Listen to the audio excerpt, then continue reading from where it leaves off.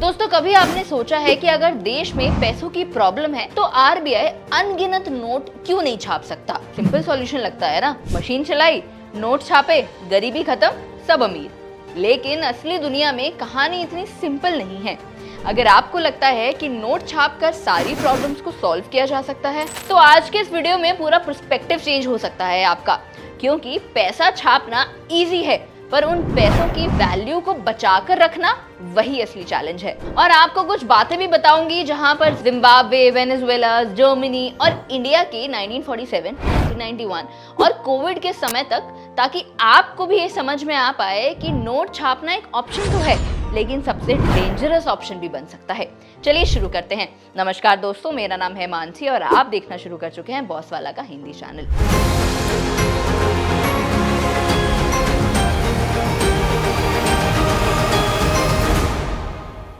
अब आप खुद सोचो कि एक छोटा सा गांव है, गांव में 100 लोग रहते हैं और उनके पास टोटल 1 लाख रुपए हैं। अब गांव में दूध, सब्जी, चावल, कपड़ा सब उतना ही है जितना 100 लोग कंज्यूम कर सकते हैं। अब अचानक सरकार डिसाइड करती है कि हर किसी को 1-1 लाख रुपए और दे देते हैं, तो मतलब अब टोटल पैसा हो गया 2 लाख रुपए। लेकिन दूध उतना ही है, चावल उतने ही है, सब्जियां उतनी ही है, तो क्या होगा? सब लोग ज्यादा पैसा लेकर बाजार चले जाएंगे, डिमांड बढ़ जाएगी लेकिन सामान उतना ही रहेगा। तो दुकानदार बोलेगा कि भाई अब आप सबके पास पैसा है तो मैं दाम बढ़ा देता हूँ। दूध जो 50 रुपए लीटर था अब वो 100 रुपए लीटर हो गया है। चावल 40 रुपए किलो थे अब 80 रुपए के मिल रहे हैं। मतलब पैसा डबल हो गया पर सामान की क्वांटिटी वही की वही है। यही होता है इन्फ्लेशन। पैसे की वैल्यू गिर गई और इसी को हम कहते हैं too much money chasing too few goods. अब चलो हिस्ट्री की बता देती हूँ। जिम्बाब्वे के केसेस ले लो। 2008 में उनकी सरकार ने सोचा कि चलो नोट छाप देते हैं, गरीबी खत्म कर देते हैं। लेकिन हुआ क्या? एक टाइम आया जब एक ब्रेड खरीदने के लिए 1 बिलियन जिम्बाब्वे डॉलर लगने लगे। लोग बाजार में ट्रक भर के नोट लेकर जाते थे 1 किलो चावल लेने के लिए सिर्फ। मतलब नोट तो था पर वैल्यू जीरो हो गई। जर्मनी में भी वर्ल्ड वॉर के बाद यही हुआ।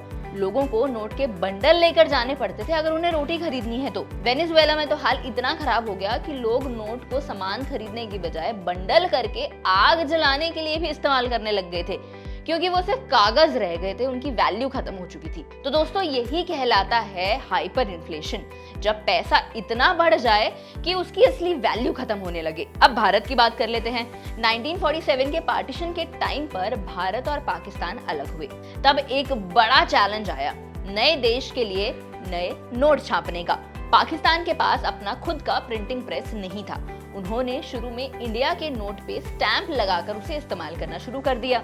अब आप सोचो, अगर उस समय इंडिया में बस अनलिमिटेड नोट छाप दिए जाते तो नए देश की इकोनॉमी शुरू होने से पहले ही बर्बाद हो जाती। मतलब नोट छापना एक डेंजरस गेम है जिसका थोड़ा भी अगर गलत इस्तेमाल किया जाए ना तो देश की इकोनॉमी हिल सकती है। अब आरबीआई क्या कर सकता है और क्या नहीं, ये तो आपको इस वीडियो में पता चल ही रहा है।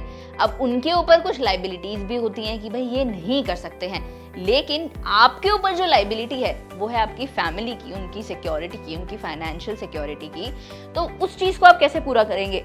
इसमें आपकी मदद कर सकता है पॉलिसी बाजार का टर्म और हेल्थ इंश्योरेंस प्लान। पॉलिसी बाजार का टर्म इंश्योरेंस प्लान सिर्फ 699 रुपए प्रति महीने के प्रीमियम के हिसाब से शुरू हो जाता है, जिसमें आपको 2 करोड़ तक की कवरेज मिल सकती है। इसमें आपको 15% तक का डिस्काउंट भी मिलता है और साथ ही साथ ये लोग हेल्थ इंश्योरेंस के ऑप्शन भी प्रोवाइड करते हैं जिनका प्रीमियम सिर्फ 400 से 500 रुपए से शुरू होता है। इसमें आपको 1 करोड़ तक की कवरेज मिल सकती है और यहाँ पर आपको 30 मिनट तक का क्लेम सपोर्ट असिस्टेंस भी मिलता है।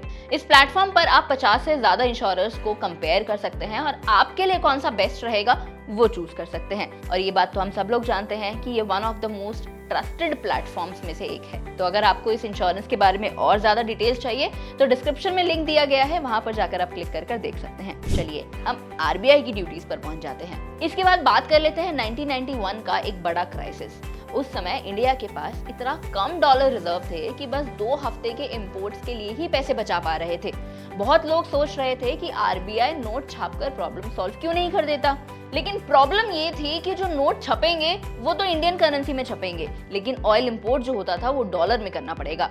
अगर आरबीआई अनलिमिटेड रुपी बढ़ाता तो इन्फ्लेशन बढ़ जाता, रुपये की वैल्यू गिर जाती और इंपोर्ट और भी महंगा हो जाता। इसीलिए उस वक्त इंडिया ने रिफॉर्म्स किए, इकोनॉमी को लिबरलाइज किया, प्राइवेट सेक्टर्स को खोला और फॉरेन इन्वेस्टर्स को अट्रैक्ट किया। मतलब नोट छापना ऑप्शन था, पर वो और बड़ा बॉम्ब बन जाता अगर इकोनॉमी के लिए नहीं किया जाता सही तरीके से। तो अब एक सबसे रीसेंट एग्जांपल ले लेते हैं हम कोविड-19 का। जब पूरा देश लॉकडाउन में था, सरकार ने फ्री राशन, फ्री वैक्सीन और रिलीफ पैकेजेस दिए। लोग सोचने लगे कि अरे आरबीआई तो नोट छाप कर सबका पैसा दे सकती है, तो प्रॉब्लम ही खत्म हो जाएगी ना अगर वो ऐसा कर देती है। लेकिन आरबीआई ने स्मार्ट अप्रोच ली।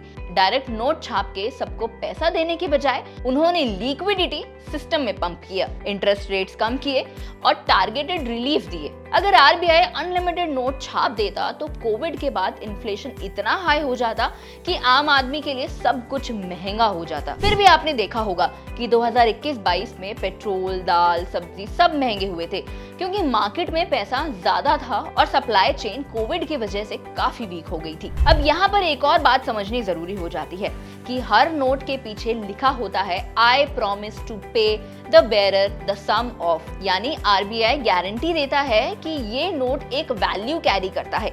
मतलब नोट की असली ताकत आरबीआई और सरकार के ट्रस्ट से आती है, ना कि सिर्फ प्रिंटिंग मशीन से। आरबीआई का टारगेट होता है इन्फ्लेशन को कंट्रोल करना, लगभग 4% के आसपास रखना। मतलब ना ज्यादा पैसा छापना ताकि रुपए की वैल्यू गिर जाए और ना ही कम पैसा छापना ताकि ग्रोथ रुक जाए। ये एक टाइट रोप की तरह काम करता है, एकदम बैलेंस मेंटेन करते हुए। अब आप ही सोचिए कि एक दिन आरबीआई अगर डिसाइड करे कि सबको 1-1 करोड़ रुपए दे दिए जाएं, तो पहले तो आप सब लोग खुश हो जाएंगे, सब अमीर बन जाएंगे। लेकिन अगली ही सुबह सब्जी वाला बोलेगा कि मेरे लिए भी करोड़ आया है, अब मैं 20 रुपए के टमाटर की बजाय 200 रुपए के टमाटर बेचूंगा। दूध वाला बोलेगा कि अब दूध 500 लीटर में मिलेगा। घर, गाड़ी, कपड़ा सबके दाम बहुत ऊपर चले जाएंगे। अब करोड़पति तो बन जाएंगे, लेकिन उस करोड़ की वैल्यू एक नॉर्मल 10,000 के बराबर रह जाएगी। मतलब आपका पैसा कागज का टुकड़ा बन सकता है। और यही असली वजह है कि आरबीआई अनलिमिटेड पैसा नहीं छाप सकता। तो दोस्तों, अगली बार जब कोई आपको बोले कि आरबीआई अनलिमिटेड नोट क्यों नहीं छाप रहा है, सबको अमीर क्यों नहीं बना देता है, तो उसके साथ इस वीडियो को जरूर शेयर कर देना, ताकि उनको भी पता चल जाए कि पैसा छापना आसान है, लेकिन उन पैसों की वैल्यू को बचाना ही असली गेम है। नोट छापने से शॉर्ट टर्म में लगता है कि प्रॉब्लम सॉल्व हो जाएगी, लेकिन लॉन्ग टर्म में इकोनॉमी कोलैप्स कर सकती है। इसीलिए आरबीआई बहुत ध्यान से पैसे छापता है, इकोनॉमी के साइज के हिसाब से वो भी, क्योंकि अगर वैल्यू नहीं बची तो करोड़ रुपए होने के बावजूद भी आप 1 किलो चावल भी नहीं खरीद पाएंगे। और इसी वजह से पैसा छापना एक मशीन का गेम नहीं है, ये एक बैलेंस और ट्रस्ट का गेम भी है। और आरबीआई का असली काम है उसी ट्रस्ट को जिंदा रखना। तो आपको क्या लगता है कि अगर भारत में अनलिमिटेड नोट छपने लग जाएं, तो क्या गरीबी सच में कम हो सकती है, या फिर सब कुछ और ज्यादा महंगा हो जाएगा? अपना जवाब मुझे कमेंट सेक्शन में जरूर बताना। और अगर आपको ये वीडियो पसंद आया है तो लाइक, शेयर और सब्सक्राइब जरूर कर देना। तब तक के लिए मैं मानसी मिलती हूँ आपसे अगली वीडियो में। बॉस वाला, बी द बॉस।